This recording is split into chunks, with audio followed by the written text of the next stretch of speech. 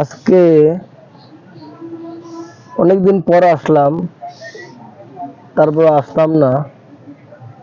সেদিন ইউটিউবে ফেসবুকে একটি বিষয় আসলে দেখলাম, খুব খারাপ লাগলো। বিষয়টা হচ্ছে এই এক শ্রেণীর মানুষ তারা মাজার ভাঙতেছে। এই বাংলার দেশে যারা উলিয়া উলিয়া তাদের মাজারগুলো ভাঙা হইতেছে। তো আমি বলতে চাই, দেখেন, এই পৃথিবীতে বিশৃঙ্খলা করবেন না। বিশৃঙ্খলা হত্যার চেয়েও জঘন্য। আজকে যারা এই মাজার ভাঙতেছেন তারা কি কোরআন পড়েন না? এই আল্লাহর ওলিদের পক্ষে কি কোরআনে কোনো আয়াত নাই? আল্লাহর ওলিদের পক্ষে তো কোরআনে আয়াত আছে। সূরা ইউনূসের ৬২ নম্বর আয়াত, ৬৪ নম্বর আয়াত। এছাড়াও কোরআনে বললো আমার ওলিদের কোনো মরণ নাই, তাদের ভয় নাই, হ্যাঁ, তারা দুঃখিত হবে না, তারা সত্যবাদী সঙ্গী হয়ে যাও, তারা রহমত প্রাপ্ত। সূরা দাহরের ৩১ নম্বর আয়াত, আমার যাহাকে ইচ্ছা তাকে রহমতের দাখিলে করে নিতে। আল্লাহ তোর ওলিদের রহমতের দাখিল করে নিছে। আল্লাহ তাআলা ওলিদের এত কিছু আয়াত পাওয়ার পরও আজকে আমরা দেখেন মাজার ভাঙি। একজনকে প্রশ্ন করছিলাম মাজার, সে আমাকে বললো, বাবা মাজার তো বেদাত, মাজার হচ্ছে বেদাত এবং মাজার হচ্ছে শিরক। তো আমি বললাম, এই আজকে শিরক এবং বেদাতের তক্তা লাগাইয়া এই যে মাজারগুলো ভাঙতেছেন, আমি আপনাকে প্রশ্ন করি, আচ্ছা বলেন তো শিরক মানে কি? তাকে প্রশ্ন করছে, বলেন তো দেখি শিরক মানে কি বা বেদাত কি? তো বললো বেদাত হচ্ছে যা হুজুর পাক সাল্লাল্লাহু আলাইহি সাল্লাম ও তার সাহাবীরা করে নাই, তা করাই হচ্ছে বেদাত। তো ভালো কথা, আপনি পৃথিবীর মধ্যে বা বাংলার জমিনের মধ্যে এমন কোন একটা দলিল আইনা দেখান তো দেখি যে চার খলিফা হযরত ওমর, ওসমান, আবু বকর সিদ্দিক রাদিয়াল্লাহু আনহু, আলী বা হয়তোবা বিশ্বনবী সাল্লাল্লাহু আলাইহি সাল্লাম জীবনে ইমামতি করে পয়সা নিছে, এমন আমার একটা দলিল দেখান তো দেখি। আপনি তো এটা বেদাত। তারা তো কোনোদিন ধর্মের বিনিময়ে কোনোদিন গ্রহণ করে নাই, কোনো টাকা পয়সা কোনো বিনিময় গ্রহণ করে নাই। কারণ বিনিময় কেন গ্রহণ করে নাই? কারণ সেই সম্পর্কে হয়তো বা আয়াত আছে। আয়াত কি? সূরা ইউনূসের ২১ নম্বর আয়াত আসলো, তোমরা বললাম যাহারা বিনিময় গ্রহণ করে তাদেরকে অনুসরণ করো না। তাহলে দেখেন, সবচেয়ে বড় বেদাতের মধ্যে আপনি আছেন, কিন্তু বেদাতের তক্তা লাগাই দিলেছেন আল্লাহর ওলি আল্লাহদের। তারপর বাবা শিরক বলতে কি বোঝায় একটু কোন তো? তো সে আমাকে বললো শিরক বলতে বোঝায় আল্লাহ ছাড়া কাউকে আল্লাহর সমতুল্য মনে করা, হ্যাঁ, সেটাকে বলা হয় শিরক। আচ্ছা, ভালো কথা। আমি ওনারে প্রশ্ন করলাম, আচ্ছা আপনি কি বিশ্বাস করেন আপনার দেহের মধ্যে আল্লাহ আছে? হ্যাঁ করি। তা আপনার দেহের মধ্যে শয়তান আছে, বিশ্বাস করেন? হ্যাঁ করি। আচ্ছা, তো দেহের মধ্যে আল্লাহ আছে, দেহের মধ্যে শয়তান আছে, এই যে মানুষ আজকে মিথ্যা কথা বলে, এতিমের হক মারে, সুদ খায়, ঘুষ খায়, লুচ্চামি করে, বদমাশি করে, এই যে এত কিছু করে, এই কার কমান্ডে করে? দেহের মধ্যে তো দুজন আছে, কার কমান্ডে করে? এটা কি শয়তানের কমান্ডে করে না আল্লাহর কমান্ডে করে? এই যে আল্লাহ বললো কোরআনের ভিতরে, তোমরা কোন ধর্ম নিয়ে বাড়াবাড়ি করো না, ধর্ম নিয়ে ব্যবসা করো না। সূরা বাকারার মধ্যে বললো কি, যাহারা আমরা আয়ের সম্মুখীনে কিঞ্চিত পরিমাণ আয় মানে ব্যবসা করবে, কিঞ্চিত পরিমাণ, সেই সম্পর্কে তাদেরকে জিজ্ঞাসাবাদ করা হবে। মানা করে দিয়েছে যে আমার ধর্মের বিনিময়ে কোনো কিছু তোমরা করো না। সূরা ইয়াসিনের ২১ নম্বর আয়াত বিনিময়ে নিতে মানা করছে। এত কিছু পাওয়ার পরও এই যে করেন, এটা কার কমান্ডে? কোরআনের বিরুদ্ধে কথা বলা, কোরআনের বিরুদ্ধে কাজ করা, এগুলা কার কমান্ডে? আল্লাহর কমান্ডে না শয়তানের কমান্ডে? সে আমার দিকে তাকে বললো শয়তানের কমান্ডে। তো শয়তানের কাজ, তো শয়তানের কাজ সবচেয়ে বড় শিরক হচ্ছে, ওই শিরকের মধ্যে পড়ে আছে আজকে তারা, এই গোটা সমাজ। তাহলে আপনি শিরক কি বুঝলেন আর বেদাত কি বুঝলেন? আপনি সালাত আদায় করেন, কিন্তু আমি মিথ্যা কথা বলি, আপনি শিরক করতেছেন। কারণ হচ্ছে এই যে আপনি মিথ্যা বলতেছেন, এই মিথ্যাটা আপনি কার কমান্ডে বলতেছেন? আল্লাহর কমান্ডে না, শয়তানের কমান্ডে। এর জন্য আপনি শিরকের মধ্যেই আছেন। আপনি সালাত আদায় করেন, এতিমের হক মানেন। এটা কার কমান্ডের বাবা? আল্লাহর কমান্ডে না, এটা দেখেন তোমার যে শয়তান আছে, শয়তানের কমান্ডে। শয়তান তোমাকে পরিচালিত করতেছে, তুমি তো বাবা শিরকের মধ্যেই আছো। এই হলো বেদাত এবং শিরক। আজকে বেদাত এবং শিরকের তক্তাগুলো ওলিয়া উলিয়াদের নামে লাগায় দেয়। একবারও ভাবছেন ওলিয়া উলিয়াদের তারা পর্দা নিছে, তাদের মরণ নাই? কোরআনে বলছে তারা পর্দা নেওয়ার পরও তাদের নামের উপরে লক্ষ লক্ষ কোটি কোটি টাকা আসে, ভক্তবৃন্দ দেয়। সেই টাকাগুলো কি তাদের কোনো বংশধর আসে খাইতে? না, এই সব টাকাগুলো এতিম, মাদ্রাসা নির্মাণ হচ্ছে, মসজিদের ভিতরে দান খরচ হচ্ছে, এতিমদের দেওয়া হচ্ছে। তাহলে ও বাবা, তাদের নামের উপরে আজকে এত কিছু, আজকে তাদের উপরে আপনি এমন করতেছেন। আপনারা পড়েন নাই আল্লাহর ওলিদের উপরে কেউ যদি ষড়যন্ত্র করে, স্বয়ং আল্লাহ নিজে তার উপরে জিহাদ করে?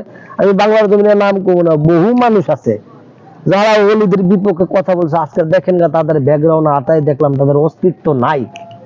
কারণ আল্লাহর ওলিয়ারা তারা থাকে তাদের মতো, তারা কারোর সমালোচনা করে না। সমালোচনা করে বাবা আল্লাহ পাওয়া যাইব না, গীবত গায়ে আল্লাহ পাওয়া যাইব না, মারামারি করে কাটাকাটি করে আল্লাহ পাওয়া যাইব না। আল্লাহ পাওয়া যায় প্রেমে। তো ওলিয়া উলিয়ারা ছিল, তারা হলো প্রেমে বিভোর ছিল, আল্লাহর প্রেমে। তারা এইগুলা নিয়ে করলাম ছুটাছুটি করে নাই। আজকে দেখেন বাংলার জমিনে এই ওলিয়া উলিয়াদের টাকা পয়সা দিয়ে হাজারটা মসজিদ হয়েছে। আপনি পৃথিবীতে একটা আপনি রেকর্ড করতে দেখাইতে পারবেন একটা উদাহরণ যে মসজিদের কোনো টাকা দিয়ে কোনো মাজার উন্নয়ন হয়েছে? হয় নাই। বরং তো মাজারের টাকা দিয়া অনেক মসজিদ নির্মাণ হচ্ছে। এতিমখানা এখনো চলছে। গরিব অসহায় দুঃখী মানুষ তিন বেলা খাইতেছে এই ওলিদের টাকা দিয়া, তাদের চিকিৎসা চলতেছে। এমন হাজার হাজার উদাহরণ আছে বাংলার জমিনে। এই জন্য ভাই দোয়া করি, আসলে আল্লাহ তাআলা জানে আপনাদের বুঝার মতো তৌফিক দান করুক। কে আপনাদের নেতৃত্ব দেয় জানি না, কে যে নেতৃত্ব দেয়, কিভাবে কারা যে আপনাদের কিভাবে কোরআন বুঝায় সেই সম্পর্কেও আমার মাথায় বিতে আসতেছে না। আমরা কোরআন পড়া হয়ে গেলাম ওলিয়া উলিয়ার ভক্ত, আপনারা কোরআন পড়া ওলিয়া উলিয়ার বিরোধিতা। সবই হলো তকদির। বলেন না, যারা এই যে মাজারে আসে তারা তো আসলে নামাজ কালাম পড়ে না, তারা এইগুলা ঠিক না। আপনি নামাজ কালাম পড়েন না, আপনি একবারও কোরআন খুলে দেখছেন কোরআনের ভিতর নামাজ সম্পর্কে কি বলা হয়েছে? হ্যাঁ, না আপনি ওই ওয়াজ মাহফিলে যতটুকু শুনছেন, হ্যাঁ, অমুক মোল্লা, অমুক হুজুর, অমুক মুহাদ্দিস, অমুক মাওলানা, ওই শুনে যতটুকু জমছে এইটু নিয়েই আপনারা কেরামতি করেন? না নিজে একটু পড়ছেন, একটু পড়ে একটু দেখি না সালাত সম্পর্কে কোরআনে কি বলছে? কোরআনের এই সালাত সম্পর্কে 3টা ভাগ হয়েছে, সর্বমোট 82 বার সালাতের কথা উল্লেখ করা হয়েছে। 3টা ভাগের মধ্যে বেশিরভাগ আছে ইয়াল্লাযিনা আমানু আকিমুস সালাত ওয়া আতুজ যাকাত। এই বান্দারগণ, তোমরা সালাত আদায় করো, যাকাত আদায়, তোমরা সালাত আদায় করো, যাকাত প্রদান করো। তারপর কি হলো? একটা সময়ের মধ্যে নিয়ে আসলো। কি সময়ের মধ্যে? সূরা হুদের 114 নম্বর আয়াত, দিনের 2 ভাগে সালাত আদায় করো এবং রাতের প্রথম অংশে। এই যে একটা কিছু সময় পেলাম। তারপর সূরা বনী ইসরাঈল 78 নম্বর সময় পেলাম, সূর্য হেলে যাওয়ার পর থেকে গভীর অন্ধকার পর্যন্ত এই একটা সময় পেলাম। তারপর অনেকে দলিল দেয় সূরা রুমের 17 নম্বর আয়াত, এখানে বলছে তোমরা সকাল সন্ধ্যা আল্লাহর গুণে কীর্তন পবিত্রতা মহিমা করো। এখানে সালাতের উল্লেখ নাই। পবিত্রতা মহিমা ঘোষণা করার সালাত এক বিষয় নয়, এটা দুই বিষয়। তারপর আল্লাহ তাআলা আবার কি করলে এই সালাতকে উন্মুক্ত করে দিল। কি দিল? উন্মুক্ত, দ্যাট ইজ নট টাইম, কোনো টাইম নাই, একদম 24 ঘন্টা সালাত করে দিল। সূরা মারিদের 23 নম্বর আয়াত, তারাই প্রকৃত মুসলমান, তারাই প্রকৃত মুসল্লি যারা সর্বক্ষণ তাদের সালাতে দণ্ডীয়মান। এই যে আয়াতগুলো আসলো, একবার গবেষণা করে দেখছেন আজকে সালাত নিয়ে, নামাজ নিয়ে আজকে কেমন করলাম? আজকে মানুষের সালাত নিয়ে অপমান অপদস্থ করি, কিন্তু সালাতের মূল বিষয়গুলো জানি না। আল্লাহ তাআলা এইসব আয়াতগুলো কেন নাযিল করা হয়েছে? এদের কিছু আয়াতগুলো পাইলে দেখলেন যে সূরা হুদের 114 নম্বর আয়াত, সূরা বনী ইসরাঈল 78 নম্বর আয়াত, এগুলা কিছু সময়ের উল্লেখ পাই। সময়ের উল্লেখ করার সাথে সাথে সূরা মারিজে আবার সময়টা দীর্ঘ করে দিল। কেন? আপনি দেখেন এই সমাজের ভিতরে 5 ওয়াক্ত সালাত আদায় করে ডহর মিথ্যা কথা বলে। এই সমাজের ভিতরে 5 ওয়াক্ত সালাত আদায় করে এতিমের হক মারে। এই সমাজের ভিতরে 5 ওয়াক্ত সালাত করে কিন্তু মনে করেন যে বিধবা ভাতা মাইরা দেয়। তা এই সময়ের যারা আছে ওই সময়ে ওই রকম ব্যক্তি ছিল যারা অক্রিয়া সালাত করতো কিন্তু নিজেকে শুধরাইতে পারতো না, যার কারণে সূরা বাকারা ৭৭ নম্বর আয়াতে বলছে তোরা পশ্চিম দিকে মুখ ফিরে কোনো ফায়দা নাই, কোনো ফায়দা নাই। সেই নামাজটাকে তোমার ধরে রাখতে হবে, কে সালাত হেফাজত করতে হবে। সালাত হেফাজত কারা? সালাত হেফাজত করতে হবে ওই সালাত হেফাজত করে যারা দায়মি সালাত পড়ে। এই সূরা মারিজের 23 নম্বর আয়াত, সর্বক্ষণ যারা সালাতে থাকে তাদের সালাতটা হেফাজত থাকে। আমি কি আমার সালাতটা হেফাজত করতে পারছি?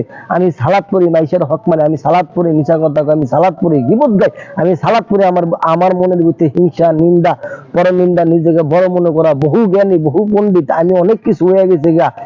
এই যে এগুলা কি যায়? এগুলো তো সালাতের কোনো অংশই না, তারপরে তো এগুলো আমার মধ্যে আছে। আমি তো নিজেকে শুধরাইতে পারলাম না, এই জন্য আমি বললাম আজকে বলতাম না, অনেক আসলে আসতে চাই নাই, আজকে বিষয়টা বললাম। তারপরে অনেকে বলে আপনি গান বাজনা, এই আপনার দরবার শরীফে গান এবং বাজনা এগুলো তো ঠিক না। আরে হালাল এবং হারামের মালিক হলো আল্লাহ, সূরা তাহরিমের 1 নম্বর আয়াত। হালাল হারামের মালিক আল্লাহ। সূরা বুখারী শরীফে বললো যে ধপ বাজানো যায় যার এক পাশ চামড়া আছে অন্য পাশ খোলা। তা হারাম হইলে আবার এটা এদিকে বাজানো যায় শব্দটা কেন? হারাম তো হারামই, মদ যেমন হারাম এটা হারাম। কোন জায়গার ভিতরে কোনো ফাঁক ফুক নাই যে ঈদ উপলক্ষে ভ্যালেন্টাইন ডে উপলক্ষে তোমরা একদিন খাইতে পারো না, হারাম ইজ দা হারাম, এখানে আর কোনো কথাই নাই। শুয়োরের মাংস হারাম তো হারাম, মদ হারাম তো হারাম। ঠিক তেমনি গান বাজনা যদি হারাম থাকতো তো ধপ বাজানো যায়, এই যায় শব্দটা কোনোদিন সহিহ বুখারীর হাদিসের মধ্যে পাওয়া যাইতো না। সহিহ বুখারীর হাদিস তো না পারে খাইতে না পারে গিলতে, ঠিক আছে, এই হলো বিষয়। এই হুজুর পাক সাল্লাল্লাহু আলাইহি সাল্লাম ওই সময় আজকে যেমন বড় বড় স্পিকার বাজায় মানুষকে জানানো হইতেছে আমার ছেলের বিয়ে আমার মেয়ের বিয়ে, 1400 বছর আগে তো ইলেকট্রিকই ছিল না, কারেন্টই ছিল না। তখন এই যুবতীদের মেয়েদের যখন বিয়ে হয় তখন কি করছে আপনি কি জানেন? তখন এই যুবতীদের মেয়েদের সময় আমার হুজুর পাক সাল্লাল্লাহু আলাইহি সাল্লাম নিজে বলছে তোমরা একসাথে 40টা 50টা ধপ বাজাও জানানি দাও যেন আমার মেয়ের বিয়ে হচ্ছে। কেন? কারণ হচ্ছে প্রতিবেশীরা যদি এই বিয়ে সম্বন্ধে যদি না জানে, এর মধ্যে না জানে, তাহলে গেলাম 1 বছর পর অন্তঃসত্ত্বা হয়ে গেলে গেলাম তাকে গেলাম অনেক বাজে মন্তব্য করবে, ব্যাপার কি কার সাথে বিয়ে হলো না হলো আমরা জানলাম না শুনলাম না। এর জন্য বলছে তোমরা ধপ বাজিয়ে এই বিয়েকে জানানি দাও। তারপরে এখন আপনি কইতেছেন এটা কি বাধ্য কি হারাম? আমি তো পাইলাম না। যখন হুজুর পাক সাল্লাল্লাহু আলাইহি সাল্লাম ওই কি করলো মক্কা থেকে যখন কুবা শহরে গেল তখন তারা কি করলো ধপ বাজায় হুজুর পাক সাল্লাল্লাহু আলাইহি সাল্লামকে স্বাগত জানাইছো। আর ধপের বদলে যদি মদের বোতল থাকতো আমার হুজুর পাক সাল্লাল্লাহু আলাইহি সাল্লাম সাথে প্রতিবাদ করতো, সাথে প্রতিবাদ করতো। তো বোঝা গেল কি এটা যায়, এটা এই গান এবং বাজনা আছে, এটা জায়েজ আছে। তা আগে বুঝেন তারপরে একটা বিষয় নিয়ে কথা বলেন। এই হারাম হালালের মালিক কাটায় মোল্লাই না আল্লাহ। সূরা আম্বিয়ার 45 নম্বর আয়াত। আমি ওই ব্যতীত কোনো সতর্কবাণী পাঠাই নাই। আপনি যদি গান বাজনাকে যদি হারাম করেন এই ধরনের একটা ওহী দেন, ওহী থাকতে হবে কোরআনের মধ্যে। সূরা লোকমানের 6 নম্বর আয়াতটা আপনারা দেন। আল্লাহ তাআলা সূরা লোকমানের 6 নম্বর আয়াতে বলল আমি বাজে কথা পছন্দ করি না। কিছু লোক ওই বাজে কথা আহলু হাদিসের বাংলাটা লিখলো যে আসলে গান বাজনা। তো এই ধরনের কারচুপি করা হয়েছে আমাদের সাথে। তা আগে তরিকা সম্বন্ধে জানেন, তারপর দুইটা কথা বলেন। ধন্যবাদ।